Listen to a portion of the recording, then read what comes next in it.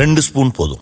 Line date syrup. இதுல iron, fibre, vitamins, நோய் எதிர்ப்பு சக்தி அதிகமா இருக்கு. Lion date syrup. இனிமே கண்ணை மூடிட்டு கடலை எண்ணெய் வாங்கலாம். ஏன்னா மந்த்ரா கடலை எண்ணெய் இதயத்தின் தயாரிப்பு. வறுக்க, பொரிக்க, ஏன் எல்லா சமையலுக்கும் மந்த்ரா தான். மந்த்ரா கடலை எண்ணெய், அபார ருசி, ஆரோக்கியமான உடல் நலம். வணக்கம். செய்திச் சுருக்கம். பியூஷ் கோயலின் சென்னை பயணம் திடீர் ரத்து. காரணம் என்ன? தேர்தல் தேதி அறிவிக்கப்பட்ட பின் நேற்று முன்தினம் டெல்லி சென்ற பழனிசாமி அமித்ஷாவுடன் ஆலோசனை நடத்தி சென்னை திரும்பினார். செய்தியாளர்களை சந்தித்த அவர், அதிமுக கூட்டணிக்கு யாரும் இனி வரப்போவதில்லை, தேர்தலை நோக்கி பயணிக்க வேண்டியதுதான். நாங்கள் அமைதியாக கூட்டணி பேச்சை முடித்து தொகுதி பங்கீடு பட்டியலை வெளியிடுவோம்.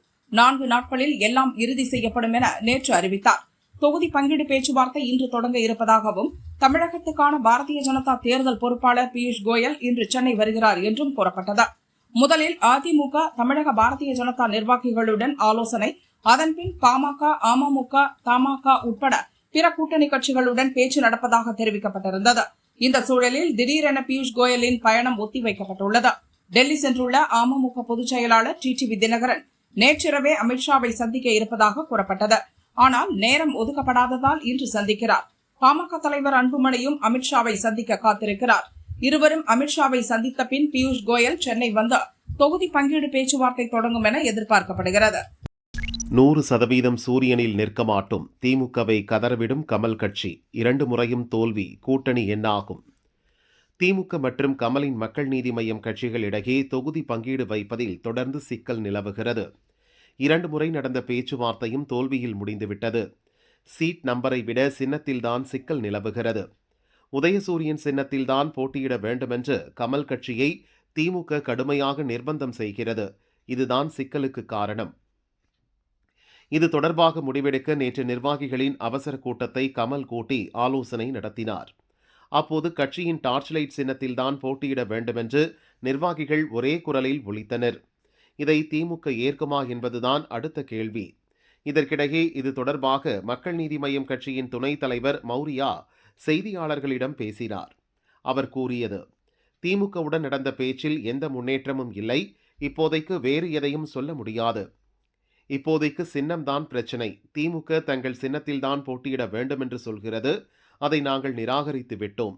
இது தொடர்பாக தான் நிர்வாகிகளிடம் கமல் கலந்தாலோசித்தார். இனி அவர்தான் முடிவு எடுப்பார். டார்ச் லைட் சின்னத்தை தேர்தல் கமிஷனிடம் போராடி நாங்கள் பெற்றிருக்கிறோம். எனவே சின்னத்தை விட்டுக் கொடுக்க முடியாது. கண்டிப்பாக இந்த சின்னத்தில்தான் போட்டியிடுவோம். தொகுதிகளை பொறுத்தவரை நிறைய கேட்டுள்ளோம். எங்கள் சின்னத்தை நாங்கள் தக்க வைக்க வேண்டும். எனவே அதற்கு ஏற்ற எண்ணிக்கையில் சீட் கேட்டுள்ளோம். எத்தனை சீட் என்பதை இப்போதைக்கு சொல்ல முடியாது என்றார். திமுக ஆட்சியை வீட்டுக்கு அனுப்புவோம். எல் முருகன். திமுக ஆட்சியில் கஞ்சா போதை கலாச்சாரம் அதிகரித்துள்ளதால் குழந்தைகள், பெண்கள், முதியவர்களுக்கு பாதுகாப்பு இல்லாத சூழல் நிலவுவதாக மத்திய அமைச்சர் எல் முருகன் கூறினார். இன்றைக்கு தமிழகத்தில் குறிப்பாக சகோதரிகள், தாய்மார்கள் இந்த திமுக ஆட்சியில் மிகவும் பாதுகாப்பற்ற சூழ்நிலையில் இருந்து கொண்டிருக்கிறார்கள். நம்மளுடைய பெண் குழந்தைகளுக்கு பாதுகாப்பு இல்லை. காவல்துறை, குறிப்பாக காவல்துறை தன்னுடைய கையில் வைத்திருக்கிற முதலமைச்சர் அவர்கள் செயலிழந்த ஒரு முதலமைச்சராக இருந்து கொண்டிருக்கிறார். அவருக்கு என்ன செய்கிறதுன்னு கூட தெரியல. தன்னுடைய துறையில் என்ன நடக்கிறதுன்றது கூட தெரியல. நேற்று விளாத்திக்குளத்தில் ஒரு +2 மாணவி மிகப்பெரிய அளவில் படுகொலை செய்யப்பட்டிருக்காங்க. அதே போல் பெண்களுக்கு எதிரான வன்கொடுமை ஒவ்வொரு பகுதியிலுமே நடந்து கொண்டிருக்கிறது. கஞ்சா, போதைப் பொருள்களினுடைய புழக்கம். அதனால் என்ன பண்ணுறாங்கன்னே தெரில. நாங்குநேரி பகுதிகளில் பொதுமக்களை சும்மா ரோட்டில் நடந்து போகின்ற பொதுமக்கள் மேலே தாக்குதல் நடத்துகிறாங்க. ராமநாதபுரத்தில் பொதுமக்கள் நடந்து போகிறவங்க மேலே தாக்குதல் நடத்தி கொண்டு இருக்கிறார்கள். நம்ம பகுதிகளில் சீனியர், அதாவது வயதானவர்கள் மேலே, அவங்க தோட்டத்தில் போய் அவர்கள் மேலே தாக்குதல். இப்படி எந்தவித மக்களுக்கும் கூட, அது பெண்களாகட்டும், வயதானவர்களாகட்டும், குழந்தைகளாகட்டும், யாருக்கும் கூட ஒரு பாதுகாப்பற்ற சூழ்நிலை தான் இந்த தமிழ்நாடு இருந்து கொண்டிருக்கிறது. இந்த திமுக அரசாங்கத்தினுடைய செயலற்ற தன்மையில் கடந்த 5 வருடம் மக்கள் ஒரு சொல்லன மாளாத துன்பத்தை பெற்றிருக்காங்க. ஈரான் போருக்கு என்கார்ட். திடீரென பின்வாங்கும் அமெரிக்கா. குறையும் குண்டு வீச்சு. ட்ரம்ப் திட்டம் என்ன? ஈரான் போர் உச்சக்கட்டத்தில் நீடிக்கிறது. அந்த நாட்டின் மீது அமெரிக்காவும் இஸ்ரேலும் தொடர்ந்து குண்டு வீசுகின்றன. ஈரானில் முக்கிய தலைவர்கள் முதல் உச்ச தலைவர் வரை பலர் கொல்லப்பட்டுள்ளனர். அதன் இராணுவ கட்டமைப்புகளும் பலத்த சேதத்தை சந்தித்திருக்கின்றன. இதற்கெல்லாம் சேர்த்து ஈரானும் தீவிர பதிலடி கொடுக்கிறது. அமெரிக்க படைத்தளங்கள் இருக்கும் வளைகுடா நாடுகளின் ஆயில், கேஸ் உற்பத்தி கட்டமைப்புகளை பந்தாடி வருகிறது. ஹார்முஸ் ஜலசந்தியையும் தனது கட்டுப்பாட்டில் வைத்திருப்பதால் சர்வதேச அளவில் எரிபொருள் பதற்றம் ஏற்பட்டுள்ளது. மிகப்பெரிய சேதத்தை சந்தித்த பிறகும் ஈரான் பதிலடி கொடுப்பதை நிறுத்த மறுப்பதால் போரை நிறுத்த அமெரிக்க அதிபர் ட்ரம்ப் யோசிக்கிறார். உலக நாடுகளிடமிருந்து போரை நிறுத்த அழுத்தம் வருவதால் இப்போது பரபரப்பு அறிக்கையை ட்ரம்ப் வெளியிட்டுள்ளார். அதில் போரின் தீவிரத்தை குறைத்து வருவதாக கூறியிருக்கிறார். அவரது அறிக்கை ஈரானின் ஏவுகணை திறனை முழுமையாக அழிப்பது, அதன் வான் பாதுகாப்பு கவசங்களை அடியோடு நொறுக்குவது, அதேபோல் ஈரானின் இராணுவ தொழிற்சாலைகள், வான் மற்றும் கடற்படை கட்டமைப்புகளை முற்றிலும் அழிப்பது அமெரிக்காவின் நோக்கம். அதேபோல் எந்த காலத்திலும் அணு ஆயுதம் தயாரிக்கும் சூழலுக்கு ஈரானை நெருங்க விடாமல் தடுப்பது, மீறி சென்றால் உடனடியாக அதன் முயற்சியை நொறுக்கும் இடத்தில் அமெரிக்காவை கொண்டு வருவது, மத்திய கிழக்கில் உள்ள எங்கள் கூட்டாளிகள் இஸ்ரேல், சவுதி, கத்தார், அமீரகம், பஹ்ரைன், குவைத் போன்ற நாடுகளின் பாதுகாப்பை உயர்மட்ட அளவில் உறுதி செய்வது ஆகியவைதான் எங்கள் இலக்கு. இப்போது இந்த இலக்கை அடைவதற்கு மிகவும் நெருக்கமான இடத்தில் இருக்கிறோம்.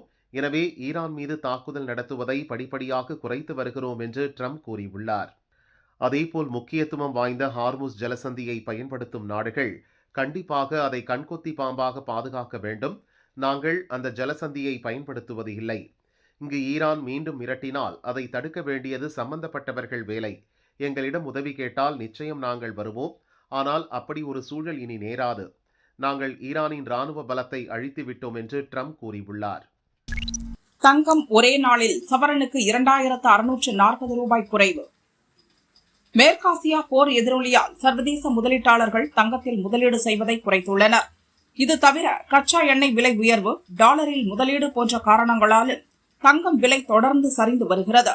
நேற்று மட்டும் தங்கம் விலை சவரனுக்கு 400 ரூபாய் அதிகரித்த நிலையில் இன்று மீண்டும் சரிந்துள்ளது. சவரனுக்கு 2640 ரூபாய் குறைந்து ஒரு சவரன் 1,08,960 ரூபாய்க்கு விற்கப்படுகிறது. கிராமுக்கு 330 ரூபாய் குறைந்து ஒரு கிராம் 13,620 ரூபாய்க்கு விற்பனையாகிறது. வெள்ளி விலை கிராமுக்கு 10 ரூபாய் குறைந்து ஒரு கிராம் 250க்கும், கிலோவுக்கு 10,000 குறைந்து ஒரு கிலோ 2,50,000க்கும் சேல் ஆகிறது. தென்கொரியா தீ விபத்து, 10 பேர் பலி, 59 பேர் காயம். தென்கொரியாவின் டேஜியோன் நகரில் உள்ள கார் உதிரி பாகங்கள் தயாரிக்கும் தொழிற்சாலையில் பயங்கர தீ விபத்து ஏற்பட்டது. மின்னல் வேகத்தில் தொழிற்சாலையின் அனைத்து பகுதிகளுக்கும் தீ பரவியது. அது ஒரு அடுக்குமாடி தொழிற்சாலை. தீ பற்றும் போது உள்ளே 170 பேர் வேலை பார்த்துக் கொண்டிருந்தனர். தீ பரவியதும் அவர்கள் அலறியடித்துக் கொண்டு ஓடினர். பலர் உள்ளே சிக்கிக் கொண்டனர். சம்பவ இடத்தில் தீயணைப்பு மற்றும் மீட்பு படையினர் குவிந்தனர். 120 தீயணைப்பு வாகனங்கள் மூலம் தீயை கட்டுப்படுத்தும் பணி நடந்தது. ரோபோட் வைத்திருக்கும் ஊழியர்களை மீட்க முயற்சி செய்தனர். இருப்பினும் 10 பேர் மரணம் அடைந்தனர். அவர்களது சடலத்தை வெவ்வேறு தளங்களிலிருந்து வீரர்கள் மீட்டனர். இன்னும் 4 பேரை காணவில்லை. 59 பேர் பலத்த காயமடைந்தனர். இதில் 25 பேர் நிலை கவலைக்கிடமாக இருக்கிறது.